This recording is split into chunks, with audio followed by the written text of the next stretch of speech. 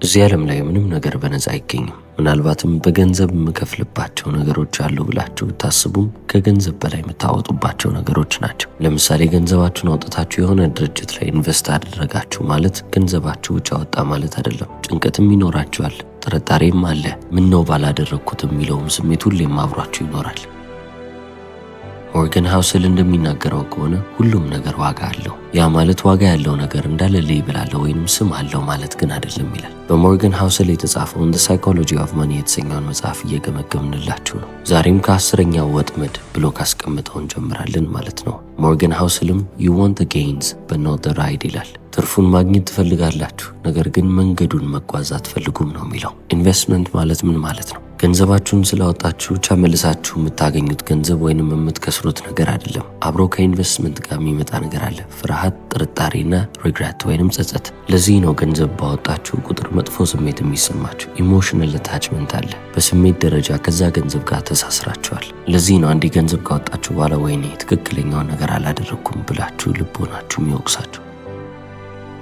ሞርጋንም እንደሚናገረው ከሆነ የገበያውን ከፍና ዝቅ ማለት ልክ እንደ ክፍያ ተመልከቱት እንጂ እንደ ቅጣት እንዳትመለከቱት። በኢንቨስትመንት ጨዋታ ውስጥ ለረጅም ጊዜ የሚያቆያችሁን ማይንድሴት ወይንም አመለካከታችሁን እያገኛችሁ ኢንቨስት ላደረጋችሁት እንዳለ መልስን ወይንም ውጤትን እያገኛችሁ ለረጅም ጊዜ እንድትቆዩ ያደርጋችኋል ይላል። እንደ ምሳሌም ኔትፍሊክስን መውሰድ እንችላለን። በቃ ሙቪ ማየት ከፈለግን ወይንም ፊልም ማየት ከፈለግን ኔትፍሊክስ የመጀመሪያ ምርጫችን ነው ማለት እንችላለን። እንደ ፈረንጆቹ ማቆጣጠር ከ2002 ዓመተ ምህረት እስከ 2018 ዓመተ ምህረት ድረስ ይህ ድርጅት ኢንቨስት ላደረጉላቸው ሰዎች ወደ 35% የሚሆን ትርፍ እንዲያገኙ አድርጓቸዋል። በዛ ጊዜያቶች ውስጥ ግን 94% የሚሆነውን ጊዜ በፊት ከነበራቸው ማክሲመም ደረጃ ዝቅ ባለ ደረጃ ላይ ነበር የአክሲዮን ዋጋቸው ሲተመን የነበረው። ታዲያ ይህንን 35% ትርፍ ሊያገኙ የቻሉትን ሰዎች ስትመለከቱ ምንድን ነው የከፈሉት ካላችሁ ከገንዘባቸውም በላይ ያንን ኮንፈርት አጥተዋል። ምቾት የሚባል ነገር የላቸውም። ድርጅቱ ሙሉ ለሙሉ ሊከስር እንደሚችልም በጣም አትራፊ ሊሆንም እንደሚችል እያሰቡ ነው ሲሄዱ የነበሩት።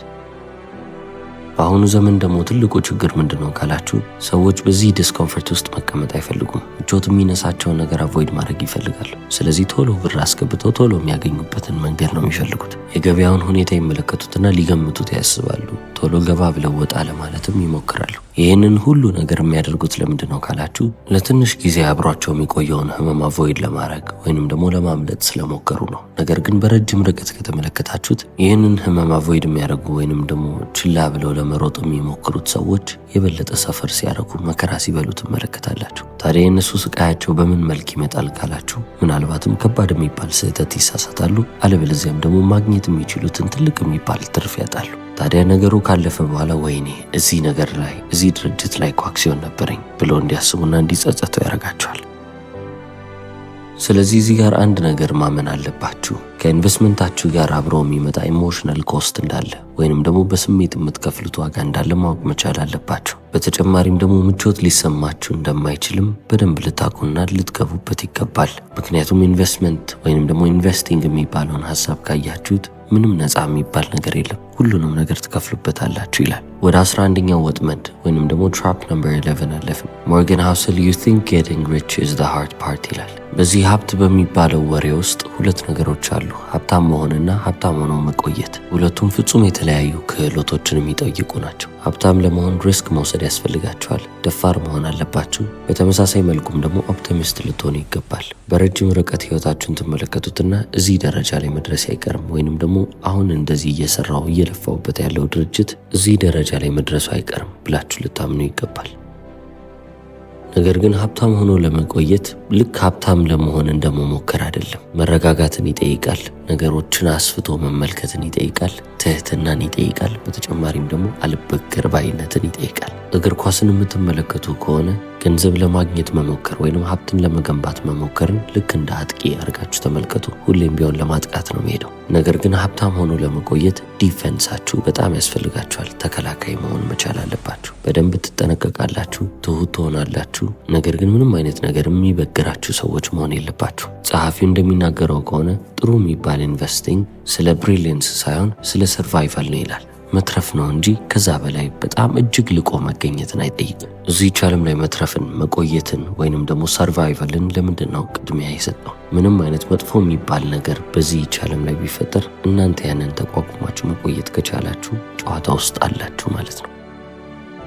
ጨዋታ ውስጥ ከቀራችሁ ደግሞ ኮምፓውንድ ኢንትረስት የራሱን ስራ እየሰራላችሁ ይሄዳል። ብራችሁ ተጨማሪ ብርን ይዞላችሁ ይመጣል። ለዚህ ነው ዓለማችን ላይ በጣም ምርጥ የሚባሉ ኢንቨስተሮች እቅዶቻቸውን ስትመለከቱ ፐርፌክት የምትሏቸውን እቅዶች የማይዙት። ምክንያቱም የሆነ ስህተት ሊፈጠር ይችላል፣ የሆነ የተሳሳተ ነገር ሊመጣ ይችላል፣ የማላቀው ነገር ሊከሰት ይችላል የሚል ሀሳብ አላቸው። ስለዚህ ለዛች ነገር ቦታ አይተዋሉ። የእናንተ ስትራቴጂ ወይንም ደግሞ የእናንተ ሲስተም ለእንደዚህ አይነት ሰርፕራይዞች ዝግጁ ያልሆነ ከሆነ ወይንም ደግሞ ሁሉም ነገር ጥሩ ሲሆን የሚንቀሳቀስ አይነት ፕላን ከሆነ በጣም በቀላሉ የሚሰበር ፕላን ይሆናል ማለት ነው። ትክክለኛ የሚባል ጥንካሬ ምንድን ነው ካላችሁ እናንተ ያላቀዳችሁት ያልጠበቃችሁት መጥፎ የሚባል ነገር ተከስቶ እንኳን ያንን ሰርቫይቭ አድርጋችሁ ወይንም ያንን ተርፋችሁ ማለፍ ስችሉ።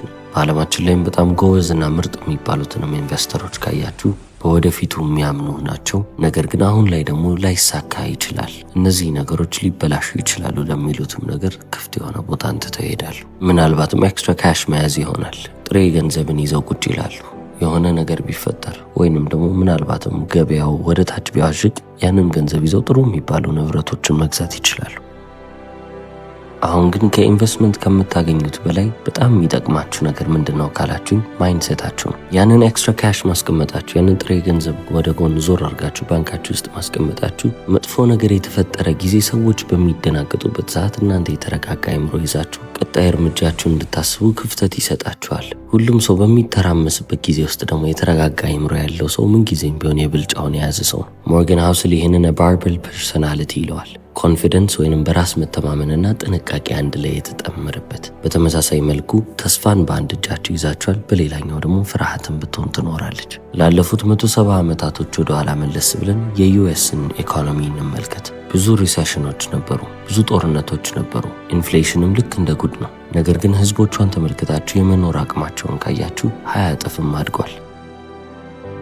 ለዚህ ነው ሁሌም ቢሆን ኦፕቲሚስት ሆናችሁ መሄድ ያለባችሁ። ነገሮች አሁን ላይ ወደ ታች ቢያሽቆለቁሉ ምንም ያህል እንኳን አለቀለት የሚያስብል ሲቹዌሽን ቢፈጠር በረጅም ርቀት ከብዙ ዓመታቶች በኋላ ነገሮች ሁሌም ቢሆን ወደ ላይ ከፍ እያሉ እንደሚሄዱ ማመንና ማሰብ አለባቸው። 12ኛ ወደሚለው ወጥመድ እናልፋለን። ዩ ኦቨርኤስቲሜት ዩር ፕላን ይላል። እቅዶቻችሁን ስትመለከቱ ሁሌም ቢሆን ስሜት የሚባል ነገር የለም። ስለዚህ በወረቀት ላይ እቅዳችሁ ፐርፌክት ነው፣ ፍጹም ነው፣ ምንም የሚጎልበት ነገር የለም። ከስራ ብባረርስ ብላችሁ አታቅዱም። ወይንም ደግሞ እንደዚህ አይነት ነገር ቢፈጠርስ ብላችሁ ምንም የምታቅዱት ነገር የለም። ነገሮች ቢስተካከሉ እንዳሰብኳቸው ቢሄዱ ምን ሊፈጠር ይችላል የሚለው ነው የምታወጡት። ለዚህ ነው ሞርጋን ሃውስል በእያንዳንዱ እቅዳችሁ ውስጥ በጣም አስፈላጊ የሚባለው ክፍል የትኛው ነው ካላችሁ በእቅዳችሁ መሰረት ያለ መሄድ እቅድ ነው ይላል። አላማችሁ ፐርፌክት የሚባል ወይንም ፍጹም የሚባል እቅድን መስራት አይደለም። የዚህችን ዓለም ያልተጠበቁ ነገሮችን የሚቋቋም እቅድ ይዞ መምጣት ነው እንጂ ፐርፌክት የሆነ ፕላን አያስፈልጋችሁም።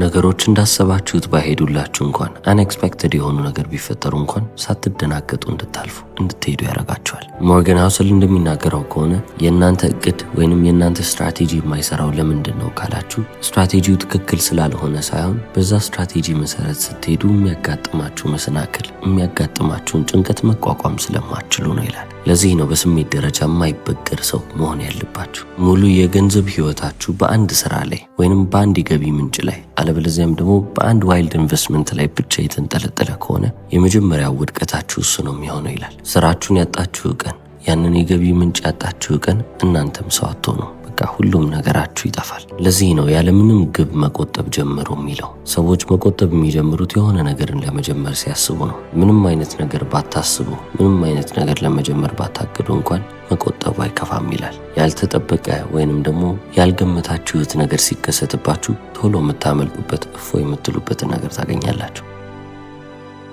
እሺ አሁን ምናልባትም ሚሊዮኖች በአካውንታችሁ ውስጥ ላይገኝ ይችላል። ነገር ግን ሁሉም ሀብታም ሰው የሚደገፍበት ነገር እናንተ ጋርም አለ። እሱም ደግሞ ጊዜ ይባላል። በፋይናንስ ውስጥ በጣም ፓወርፉል የሚባለው ወይንም ሀያል የሚባለው ነገር ነው። ሁሉም ሰው እጅ ላይ ስላለ ግን ብዙ ሰው ችላ የሚለውና የማያስተውለውም ነገር ነው። ለዚህ ነው 13ኛ ወጥመድ ብሎ ዩ አንደርስቲሜት ዘ ፓወር ኦፍ ታይም የሚለው። ዋረን ባፌት የዓለማችን ግሬተስት ኢንቨስተር የሚባል ግለሰብ ነው። አጠቃላይ ሀብቱን ስትመለከቱ $160 ቢሊዮን ይገመታል። ነገር ግን $156 ቢሊዮን መቼ ነው ያገኘው ካላችሁ ከ65 ዓመት የልደት በዓሉ በኋላ ነው። ከዛ በፊት የነበረው ገንዘብ ምን ያህል ነበረ? 4 ቢሊዮን ብቻ። ምን አይነት ጨዋታ ነው የተጫወተው ካላችሁ ጨዋታ ውስጥ ረጅም ጊዜ የሚያቆየውን ጨዋታ እንጂ በጊዜ ወጥቼ በጊዜ ልውጣ የሚል አይነት ጨዋታ አልነበረም። ለዚህ ነው ሞርጋን ሃውስል በፋይናንስ ዓለም ውስጥ በጣም ሀያል የሚባለው ነገር ታለንት ወይንም ደግሞ ተሰጥኦ ሳይሆን ጊዜ ነው የሚለን። በኮምፓውንድ ኢንትረስት አማካኝነት ያስቀመጥነው ወይንም ኢንቨስት ያደረግነው ገንዘብ እጥፍ ድርብ እየሆነ ይሄዳል። ለዚህ ነው የዋረን ባፌትን የገንዘብ ታሪክ ስንሰማ እንዴት እንደዚህ ሊሆን ቻለ የምንለው። ኢንቨስት ማድረግ መቼ ነው የጀመረው ካላችሁ ገና በ10 ዓመቱ ነበረ። በ30 ዓመቱ ላይ $1 ሚሊዮን ነበረው። ዓለማችን ላይ ካሉ ባለጸጋ ከሚባሉ ሰዎች መካከል እንዲመደብ የሚያደረገው ነገር ምንድነው ካላችሁ ከ30 ዓመት በኋላም ቢሆን ጨዋታ ውስጥ የመቅረት ትልቅ የሚባል ፍላጎት ነበረውና ጨዋታ ውስጥም ሊቀር ችሏል። በ59 ዓመቱ አጠቃላይ ሀብቱ $3 ቢሊዮን ነበረ። በ66 ዓመቱ ግን $20 ቢሊዮን ገባ። በ72 $40 ቢሊዮን፣ በ83 ዓመቱ $60 ቢሊዮን፣ አሁን በ92 ዓመቱ $160 ቢሊዮን ላይ ቁጭ ብሏል። ታዲያ ይህንን ሁሉ ነገር ሊያደርግ የቻለው 80 ዓመት በጨዋታ ውስጥ በመቆየቱ ነው። ምናልባትም ዋረን ባፌት በ30 ዓመቱ ይህንን ሁሉ ነገር ቢጀምርና በ60 ዓመቱም ደግሞ ጡረታ ልውጣ ብሎ ሁሉንም ነገር ቢያቆመው ምናልባትም በጣም ስኬታማ ይሆን ነበረ። $3 ቢሊዮን አለው። ነገር ግን አሁን ላይ የምትሰሙት አሁን ላይ የምንነጋገርበት ሰው ላይሆን ይችላል። ኮምፓውንድ ኢንትረስት ማለት ምን ማለት ነው ካላችሁ ገንዘባችሁ እጥፍ ድርብ እየሆነ ለብዙ ጊዜ ማግኘት ብቻ ሳይሆን ከዛም በላይ በጣም ቆንጆ የሚባል ገንዘብ ለረጅም ጊዜ ማግኘት ነው። ስማርት የሚባሉትን ኢንቨስትመንቶች ብትመለከቱ በአንዴ ትልቅ ገንዘብን ለማትረፍ የሚሮጥበት ሩጫ አይደለም። ነገር ግን ትናንሾቹ በጊዜ ሂደት ግን ትልቅ የሚሆኑት ነገሮች ናቸው። ስማርት ኢንቨስትመንት የሚባሉት ቀስ ያሉ ናቸው፣ ጸጥ ያሉ ናቸው። እንዲህ ሲዋከብላቸው አትሰሙም። በተጨማሪም ደግሞ ብዙ 10 ዓመታቶችን ይፈጃሉ። ልክ የኦክ ዛፍን እንደመትከል አድርጋችሁ ተመልከቱ። በመጀመሪያው ዓመት ምንም አይታያችሁ። በ10ኛው ዓመት ላይ እንደ ማንኛውም ዛፍ ትልቅ ይሆናል። 50 ዓመት ከሞላው በኋላ ግን ያንን ዛፍ ብትመለከቱት እጅግ ትልቅ የሚባል አይነት ዛፍ ይወጣዋል። ስለዚህ ኮምፓውንድ ኢንትረስት የሚለውን ነገር ባስበን ቁጥር ጊዜ የሚባለውንም ነገር ደግሞ በፍጹም መርሳት የለብንም። አሁን ደግሞ ወደ 14ኛው ወጥመድ እናልፋለን። ሞርጋን ሃውስል you ignore how rare success is ይላል። አሁን ምን ማለቱ ነው እንላለን። በህይወት ዘመናችን ብዙ አይነት ሽንፈቶችን እንመለከት ይሆናል። እነዛን ትናንሽ የሚባሉ ሽንፈቶችን የሚሸፍን ግን አንድ ትልቅ የሚባል ድልም ደግሞ ሊደርሳችሁ ይችላል። አሁን ይሄ እድል ብቻ ሊባል አይችልም። ሰክሰስ ወይንም ደግሞ ስኬትም ልክ በዚሁ መንገድ ነው የሚሄደው። በገንዘብም ወይንም በአጠቃላይ ህይወታችን ውስጥም ውጤት ብለን የምናስባቸው ነገሮች አብዛኛው ጊዜ የሚመጡልን ከስንት አንድ የተከሰቱ በሚባሉ ኢቨንቶች ወይንም ደግሞ ክስተቶች ነው። እነዚህንም ኢቨንቶች ወይንም ክስተቶች ቴይል ኢቨንትስ ይሉታል። በፍጹም ልትገምቷቸው አትችሉም። በጣም ከባድ ናቸው። ስትመለከቷቸውም ደግሞ ዝም ብላችሁ የምታልፏቸው ወይንም ስታስቧቸው የምትዘሏቸው ነገሮች ናቸው። ነገር ግን አንዴ ከመጡባችሁ ህይወታችሁን ሙሉ ለሙሉ የሚለውጡላችሁ ነገሮች ናቸው። ሞርጋን ሃውስል እንደሚናገረው ከሆነ በህይወታችሁ ውስጥ 50% ለሚሆነው ጊዜ ልትሳሳቱ ትችላላችሁ። ነገር ግን እንደዛም ቢሆን አሁንም ትልቅ የሚባል ሀብት ታገኛላችሁ ይላል። ይህንንም ያለው አንድ ትልቅ የሚባል ድል በህይወታችሁ ውስጥ ቢፈጠር ሌሎቹን ትናንሽ የሚባሉ ሽንፈቶች ሙሉ ለሙሉ እንደሚያራግፍላችሁ ስለሚያውቅ ነው።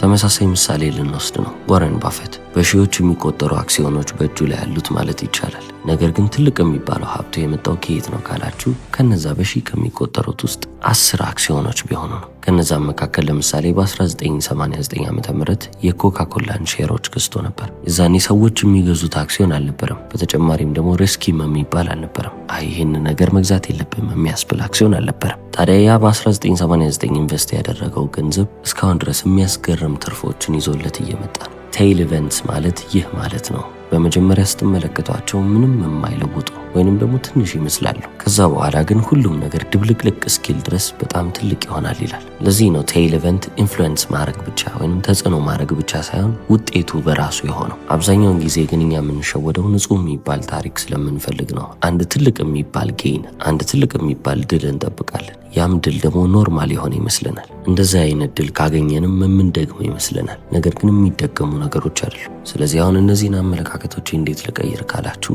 ሁሌም ቢሆን ትክክል ለመሆን አትቸኩሉ። በተጨማሪም ደግሞ ጨዋታ ውስጥ ለመቅረት ነው ማሰብ ያለባችሁ፣ ሰርቫይቭ ለማድረግ። በህይወታችሁ ውስጥ ወይንም ደግሞ በእድሜ ዘመናችሁ ውስጥ የሚከሰቱ ብዙ የማጠብቋቸው ነገሮች ሊፈጠሩ ይችላሉ። እነዛን ነገሮች ተቋቁማችሁ ማለፍ ብቻ ነው ከእናንተ የሚጠበቀው ነገር፣ ሰርቫይቭ ማድረግ፣ መትረፍ። በቃ በህይወት እስካላችሁ ድረስ እነዛን ከባባድ ያልጠበቃችኋቸውን ነገሮች ተቋቁማችሁ ማለፍ እስከቻላችሁ ድረስ ሌላ ምንም ሊያሳስባችሁ የሚገባ ነገር የለም። ሁሌም ቢሆን እየሞከራችሁ ሂዱ። ሽንፈቶቻችሁ ቢበዙም ቅር ሊላችሁ አይገባም። ከነዛ ውስጥ አንዱ ቢሳካ ለእስከ ዛሬው የሚክሳችሁን ነገር ታገኛላችሁ። ስለዚህ ጨዋታ ውስጥ ረዘም ላለ ጊዜ በቆያችሁ ቁጥር የበለጠ ያቺን አንድ የምትባለው አንድ ላይ ማግኘት እድላችሁም ከፍ እያለ ይመጣል ማለት ነው። በሞርገን ሃውስል የተጻፈውን The Psychology of Money የተሰኘውን መጽሐፍ እየገመገምን ነው። የመጨረሻውን ክፍል ነገ ይዤላችሁ እመጣለሁ። እስከ መጨረሻው ስለተከታተላችሁ አመሰግናለሁ።